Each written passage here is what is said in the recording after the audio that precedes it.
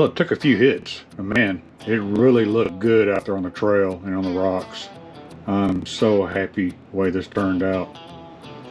Like I said, I think there's like very minimum damage on this thing. I know it's got rocks, or the rocks, hit it and everything else. Or actually, it hit the rocks. But other than just discoloring the, what is this? ABS glass fiber? Yeah, other than discoloring a little bit, there's some scratches here. And then I know I broke that. But I've got spares printed of those, so that's easy fix. But yeah, it cleans up nice. So I'm very happy with it. Very happy with the hobby wing that I put in here. Very happy with the Quick Run Fusion Pro Elite.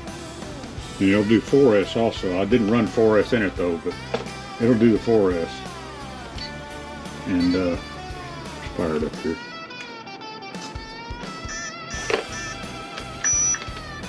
So I got the option on my remote right here. I can have the drag control on or off.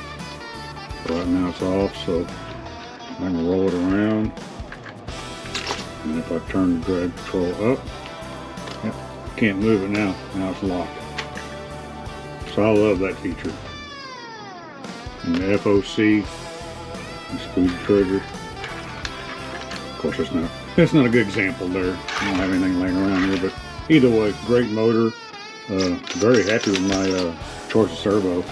This thing seems pretty strong. I like it a lot. And I added the dig too, so I can dig on this switch right here. So this is my first rig we did. And man, I'm really loving this thing. I am so happy with it. But I have another one of these, and I want to do something different with it. I have already printed out the, I think it's the 82R body. So I may be going that route. But if y'all are interested and want to check it out, y'all stay tuned. I'll do another video on this.